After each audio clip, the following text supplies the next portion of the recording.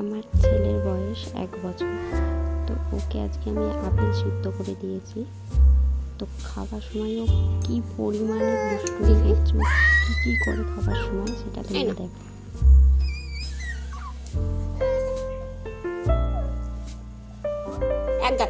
একবার প্লিজ।